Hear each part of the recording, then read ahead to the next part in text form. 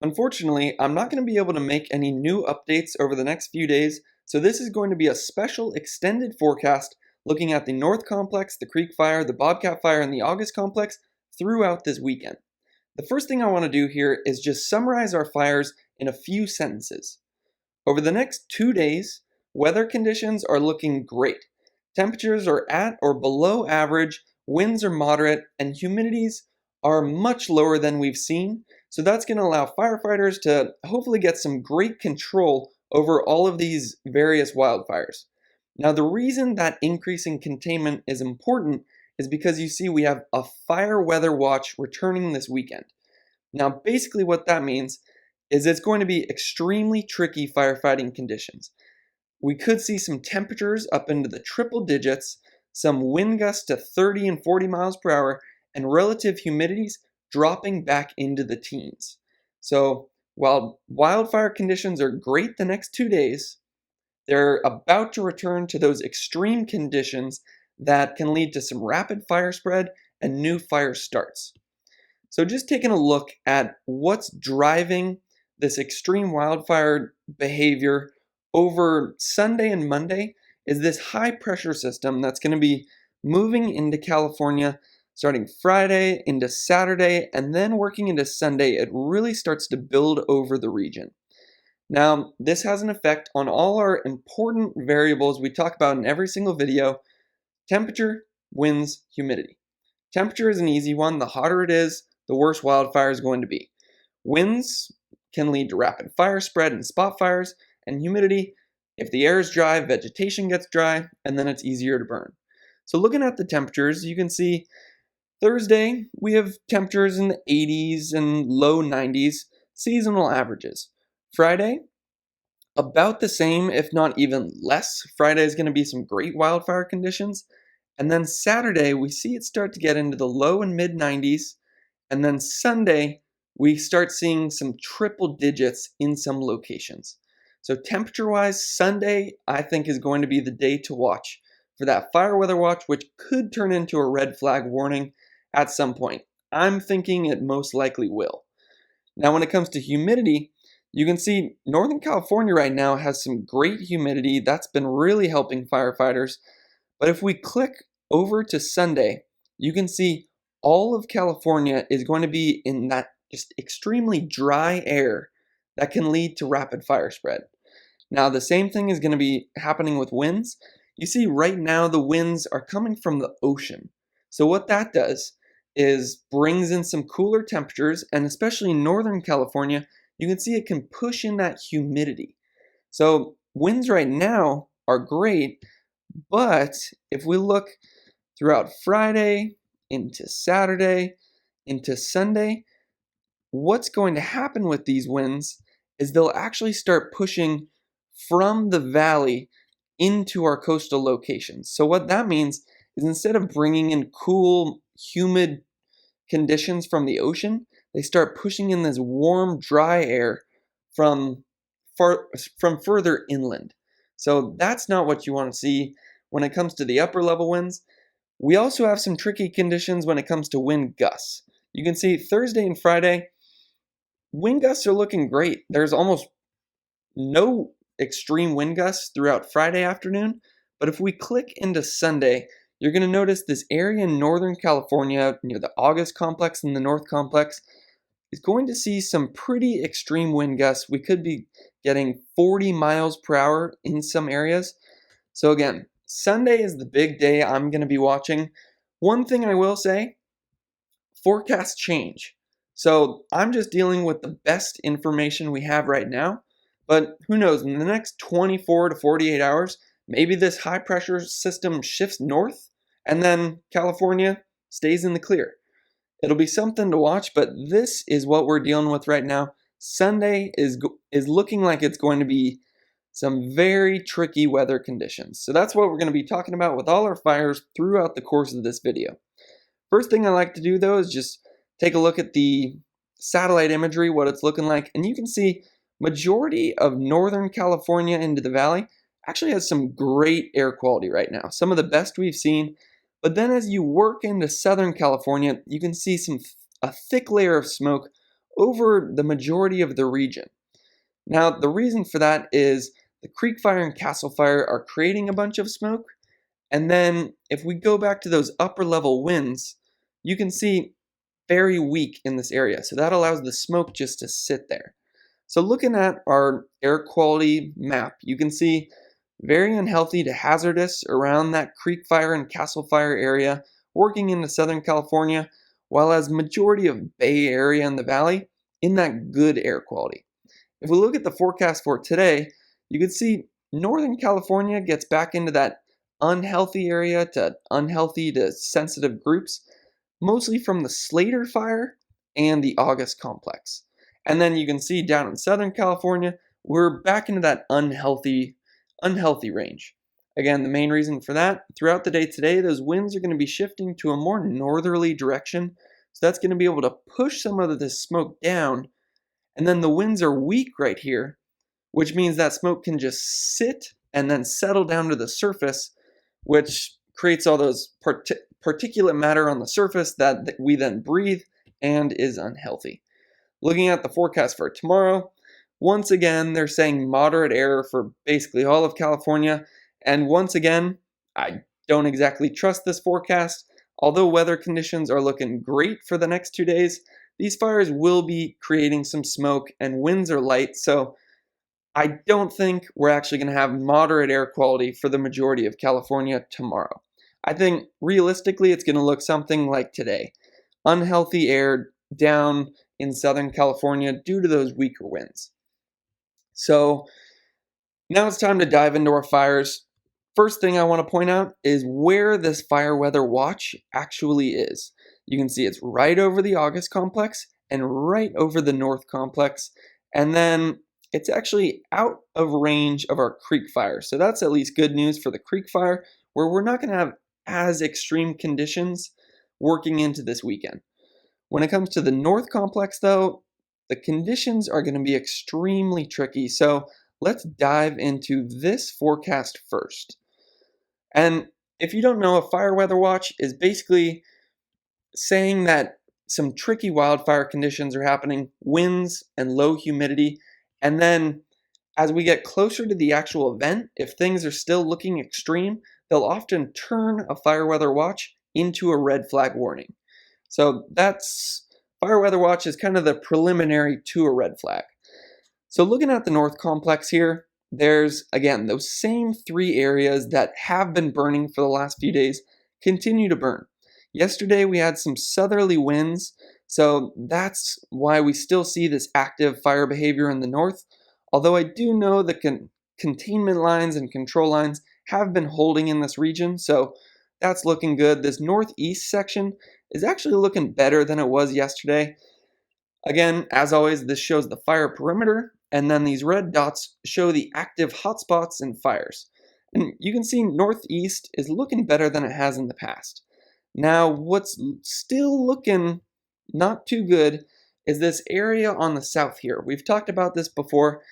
This actually sees its most active fire behavior during the nighttime hours, which is strange for fire because you typically see active fire during the day.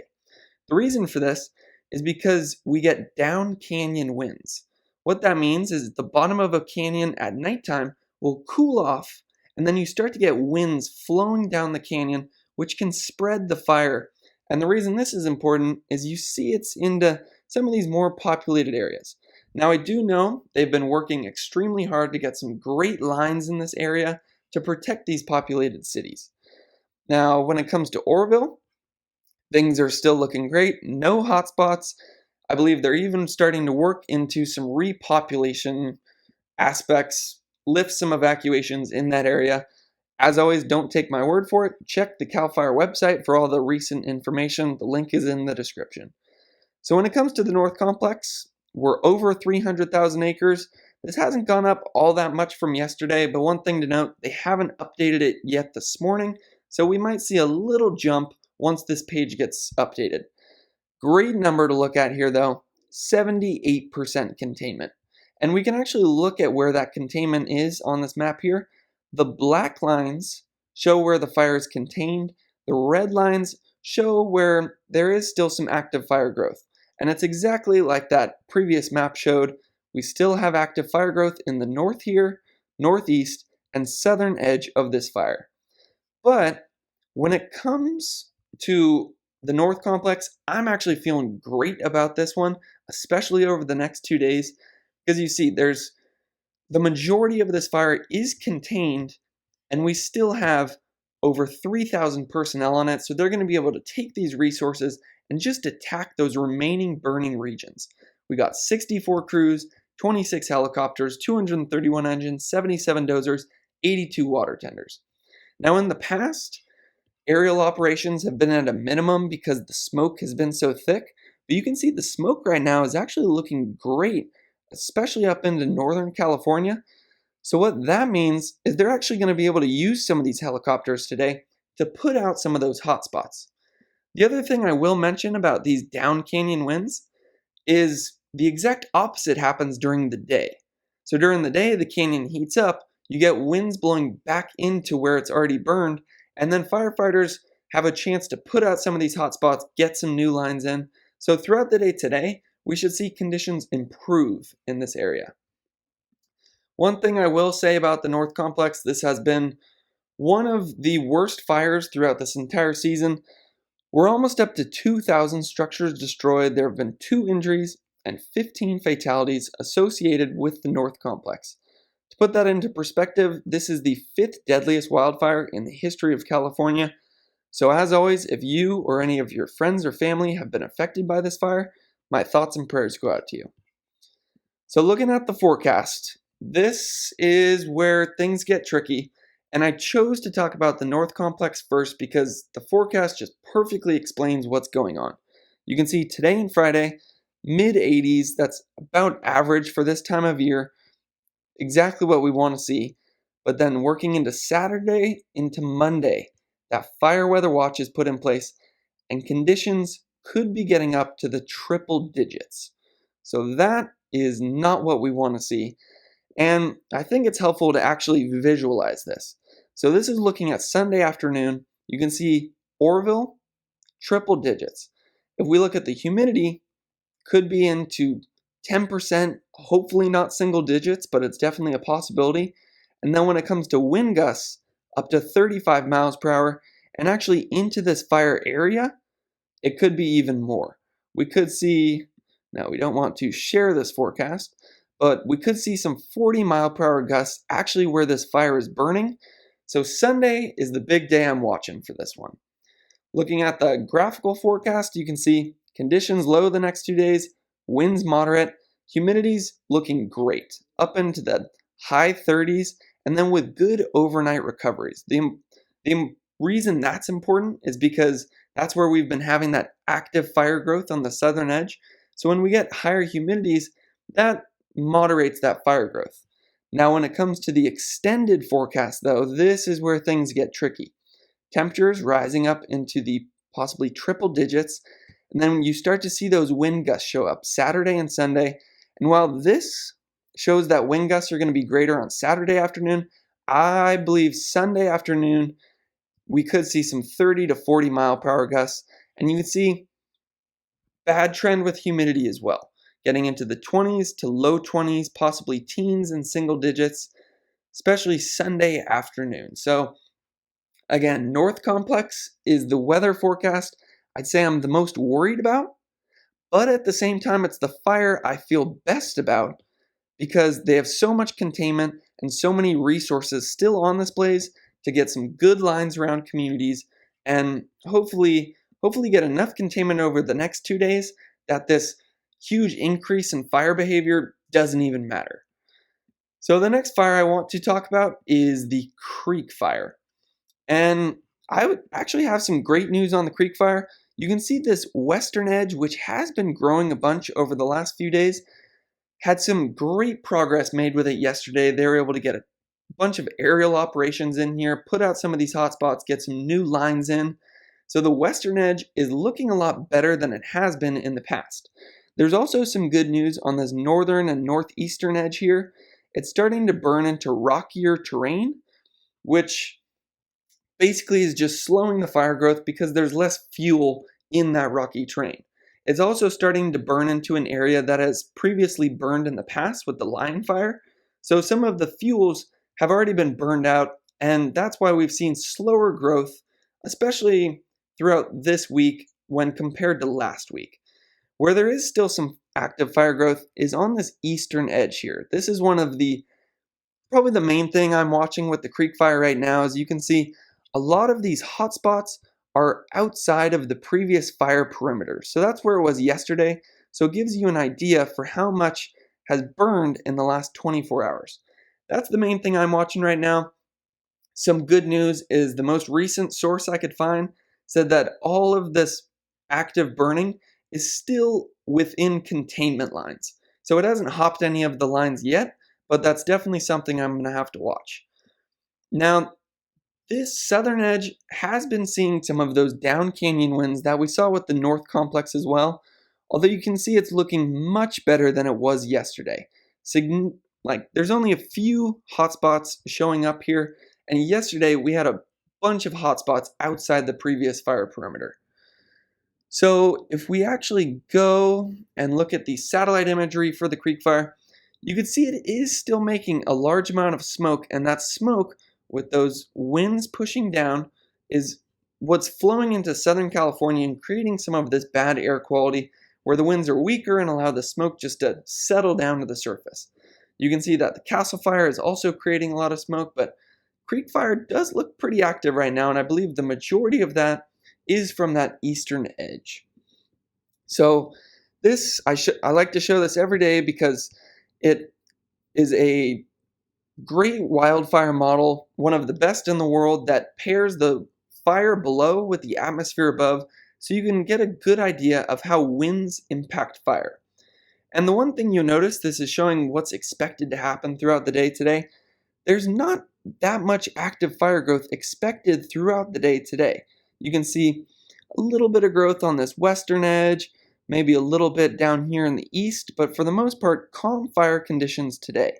Now I want to back up right here because this is a perfect example of how those down canyon winds work. So this is now looking at about 4 o'clock. Doesn't look like much has burned throughout the day.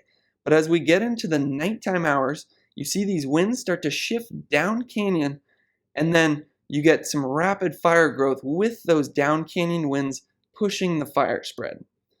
Now, I like to show this just because it's a good animation of how those down canyon winds work, but I will say this is an experimental forecast only. We do have some great lines in place. You saw those a minimal amount of hotspots remaining in this area, so I don't actually expect this area to burn like that, but it's a good animation for showing how that might happen. This is also a great visualization of what's been going on with this fire. This basically shows how the fires burn through time. So this green area is what burned at the start of this fire. And then as you work out and you get to the more red colors, that shows what's recently burned.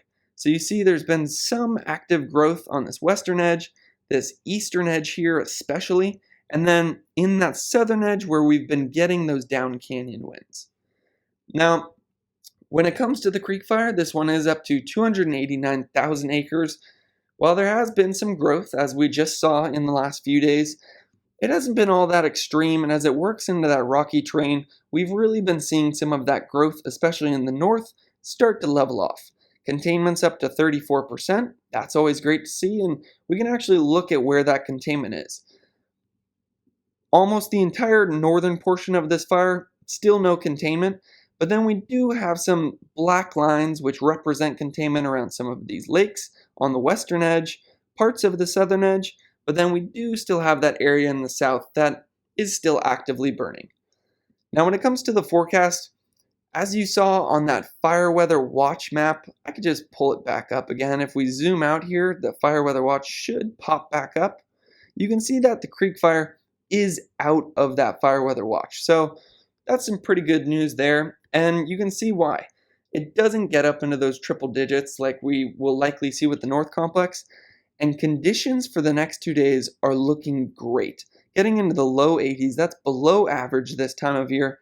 So I think firefighters are going to be able to continue that great progress we had yesterday into the next 2 days to really get that containment number much higher. Before we get into the extended forecast, though, I will point out some of the resources on this fire because we have a lot. Over 3,000 personnel, 40 crews, 16 helicopters, 311 engines, 71 dozers, 83 water tenders. Now, when it comes to the structures destroyed, we are at 855, but we haven't seen this number rise in the last few days. And I do know yesterday with some of the clearing smoke, they were able to get some helicopters into the north that they haven't been able to look at in the past. And they said that all of their lines that they'd made around structures had held. So that's the reason this number hasn't gone up. They were able to do a new reevaluation yesterday, and the results were terrific. So now we're going to get into the forecast, and you can see this is also looking terrific, especially Friday, where we're in the low 80s, winds are going to be moderate, and humidity, the minimum is 30%. So that is exactly what we want to see. To put that into perspective, when this fire was taken off, burning 100,000 acres a day, we had triple digits, 40-mile-per-hour wind gusts, and humidities into the single digits to teens. So they're going to be able to make some great progress Friday. Now when it comes to the extended forecast, while it is getting worse, it's not as bad as some of those more northern locations. But you can see Sunday afternoon is going to return to some of those tricky conditions as we push into the 90s. This shows a drop in winds, but I think we're likely going to see an increase in winds. Probably get some gusts in 20 to 25 mile per ranges, especially on some of the ridges. And then humidity start to drop down into the low 20s. So next 2 days looking great. Probably the forecast I think is looking the best over the next 2 days, and then moderate to worse fire behavior than we'd want to see on Sunday afternoon, but not terrible. So the next fire I want to talk about is the Bobcat Fire. And you can see the smoke plume coming off of the Bobcat Fire actually looks a little worse than it did yesterday, and that's because Southern California is continuing to see some tricky weather conditions. They're not getting that great humidity that we've been getting in Northern California. You can actually see it perfectly on this map. You can see Southern California still has extremely dry air. They're not getting as much of those strong winds pushing in the humidity. So that's what's causing this smoke plume to continue on the Bobcat Fire. And the main area that we've been watching with the Bobcat Fire has been Mount Wilson. So we're going to go in and talk about why Mount Wilson is so important. It's because there are some extremely important resources on Mount Wilson that have been threatened for the last week and are continuing to be threatened over the next few days. So if we actually zoom in here, we can take a look at some of those resources, and you'll see why this has been such an area of interest, why we've been talking about it so much. And it's because right here, you see there's an observatory, a number of other resources and buildings in this area. And then if we scroll over to the left here, this is really the important thing. All these towers that you see right here, it's every TV station in Los Angeles, a majority of the radio stations, and then important communication and cell towers. So that's why we've been talking about the resources around Mount Wilson so much. And the fire has just been threatening this area literally every single day for the last week. One other thing I'll point out while we're on this map is this has been seeing some of those up canyon winds too. Right here, the valley heats up, and then during the day we get winds blowing up the mountain, which can lead to some fire spread. The good news is firefighters have been taking advantage of some of the more favorable nighttime conditions to burn out some of this vegetation around Mount Wilson.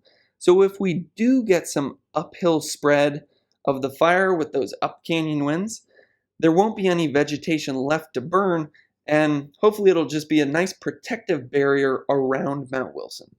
So that's the reason those resources are so important, and the reason we've been talking about Mount Wilson so much. Now, if we come back to look at the fire map for Mount Wilson, So let's scroll on down to Southern California and actually zoom in here to see how the fire is behaving on that southwestern edge. And you can see it's still extremely active. We got a lot of these hotspots outside of the previous fire perimeter, and that's not exactly what we want to see, especially with some of the conditions that are staying in this area. This Mount Wilson resources are still being threatened, and that's something one of the key areas I'm watching over the next 24 hours. Another area that has been active over the last few days has been this northeastern edge, although I will say it's looking a lot better than it has in the past. And I do know, as of right now, it hasn't hopped any containment lines, but they are working hard because it is still pushing closer to those lines, threatening to hop them. So that's some of the bad news when it comes to the Bobcat Fire, where the great news is on this northern edge, you can see majority of the hotspots are gone, as well as this southern edge here. This is really a key area because this is where the fire was previously starting to push into some of these highly populated regions. But you can see hotspots are gone. I've heard from a number of sources they're basically just mopping up and patrolling the line to make sure no new fires start or pop up, and things have been looking good. And hopefully they'll be able to take some of these resources to protect the Mount Wilson resources. Now, if we get into the Bobcat information, here it is. Sorry, I have about 40 tabs open, so it's difficult to find them sometimes. You can see it's up to 113,000 acres. It hasn't actually grown too much in the last few days, but this number has grown. We're now up to 39% containment, which is exactly what we want to see. Resources continue to be a problem for this fire. They've had a critical need for resources, and as you can see, about half as many personnel on this one as some of our other fires. Now, if we look at where some of that containment has been made, some great advancements in the north, basically 100% containment on this northern edge here. And then if we look at the south, almost 100% containment down here as well. But where we do still have some threatening areas are on this northeastern edge and this area down here. Something I'll point out is by this map, it looks like the fire has already gone past Mount Wilson Observatory. So that's something to point out on these maps. Just because the fire perimeter is out here doesn't mean 100% of this area inside the perimeter has burned. That's just the extent of where it's reached. And the other thing that I was actually confused about on this map is some of these orange lines. That's not showing where the new fire perimeter is. That's actually showing where there are road closures. So possibly confusing. So I thought I'd want to try to clear that up. Now, when it comes to the forecast, this is where there is some good news and bad news. You can see good news when it comes to the temperatures throughout today and Friday, and this is looking at the Mount Wilson Observatory. And then you'll see that temperatures don't look all that extreme, even working into Sunday and Monday. I will point out, though, this is a higher elevation location, and if we actually look at the foothills, you can see it could be getting up into the triple digits. So I'm mostly concerned with Mount Wilson because that's where a lot of those resources are being threatened, a lot of the active fire behavior remains. So we are just going to look at the extended Mount Wilson forecast here. And you'll see the Bobcat Fire does still have some tricky conditions over the next 2 days. Temperature-wise, not so much. We're working into the 70s, that's below average this time of year, exactly what we want to see. When it comes to winds, though, you can see moderate today, but then tomorrow afternoon we could see some wind gusts, and National Weather Service tends to lowball these numbers. We could see some gusts into the 25 mile per hour to possibly 30 miles per hour in some of those drainages that can funnel the winds. And then humidity is really the thing that's the biggest concern with this fire for a couple reasons. One, throughout the day today, we're in the teens. So that can lead to some real drying of some of the finer fuels and then lead to some more fire growth. And the other reason humidity is concerning is it doesn't actually go up during nighttime. So typically it'll go up to maybe 60 or 80%, so then firefighters can take advantage, do a bunch of firing operations, get some good lines in, and suppress the fire. But when it stays low all night long, that's when you start to get 24 hours a day of active fire growth. Now, when we look at the extended forecast, you can see this is still looking at Mount Wilson, so it doesn't look like the temperatures are going up that much, but again, foothill locations could be in those triple digits, and humidity stays extremely low, in the teens on Saturday, and then in the teens again on Sunday. So humidity, I would say, is the biggest factor when it comes to the Bobcat Fire, although wind gusts and temperature will most likely be a problem as well. Let's take a look at that humidity. You can see Southern California dry, not getting that ocean influence that we're getting up in Northern California. And then let's just go into Saturday. You can see extremely dry air over Southern California. NorCal still looking good though. When it comes to Sunday, that's when that dry air starts to just spread out throughout the entire state, literally going from the Oregon border down to the Mexico border. And there's something else I want to point out, and it has to do with the upper level winds. So with the Bobcat Fire down here, it has been seeing relatively weak upper level winds, but then throughout the day Sunday, we're going to see those shift, and we're going to get what's called Santa Ana winds, where it's blowing from the inland valley to the coast, which is, great for surfers because you get some offshore winds, but it's bad for fire behavior because it blows in that warmer and drier air to the east of where this fire is burning. So I'm sure if you live in Southern California and you are aware of some of the wildfires in the past, Santa Anas are not what you want to see during wildfire season. So finally, the last fire we are going to talk about here is the August complex. And I'll zoom way out because we got to scroll all the way up the state. One thing I will say is the CZU is finally at 100% containment. That is great to see. That was the fire that actually started me making these wildfire forecast videos, so great to see that one wrapped up. When it comes to SCU and LNU, almost at 100% containment. Hopefully we'll see that in the next 2 days. Now when it comes to the August complex, there's some good news and bad news with this one. We'll start with the good news. This southern edge is looking great. In the past few days, this has been some active fire growth. There's a lot of critically dry fuels and really steep terrain in this region. But yesterday, with some of that smoke clearing, they were able to get some aerial operations in here, put out some of these hotspots, get some new crews in, get some good lines around this area. So the south is looking great right now. What is still actively burning though is this northern area. We can actually zoom in here to take a look at some of these hotspots. You can see outside the previous fire perimeter. Main reason for that, we had some southerly winds yesterday and some higher gusts into maybe the 25 mile per hour range, especially on some of the ridges, lower humidities in the higher elevations. So those southerly winds work to just continue to push this fire further and further north.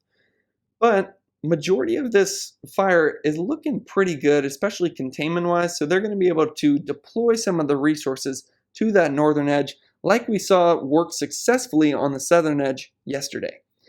Again, 860,000 acres, largest wildfire in the history of California. And if I zoom out and just show this fire perimeter here, to put this fire in perspective, if you were to straighten out this fire perimeter, it would go past Los Angeles. So that gives you an idea of how massive this fire is. 860,000 acres burned, but we are up to 38% containment.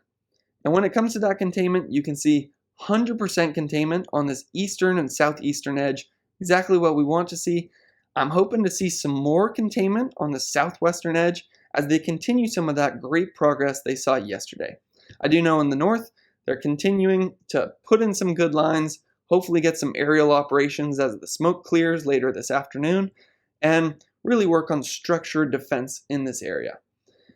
So taking a wide look at our wildfires, you can see of the top 6 largest California wildfires of all time, or I should say in recorded history, 5 of them are still actively burning. Now, SCU and LNU aren't growing anymore, but when it comes to the August complex, North complex, and Creek Fire, we could still see these numbers come up. Hopefully, what I'm hoping is that firefighters can really take advantage of the favorable conditions over the next 2 days, really get some good containment. So by the time that fire weather watch, possibly a red flag, those triple digit temperatures, humidity in the teens, wind gusts to 40 miles per hour, by the time that comes in Saturday, Sunday, Monday, hopefully our fires are looking good. Like I said, unfortunately, I won't be able to do any updates over the next 3 days. So again, when it comes to the weather forecast, things could possibly change. And I will have an update Monday morning to go over what has happened and what we should be expecting towards the beginning of next week, as that heat wave looks like it should continue into early next week. As always, if you're a member of CAL FIRE or the U.S. Forest Service, thank you for all the amazing work you do. And if you or any of your friends or family have been affected by these wildfires, my thoughts and prayers go out to you, and thanks for watching.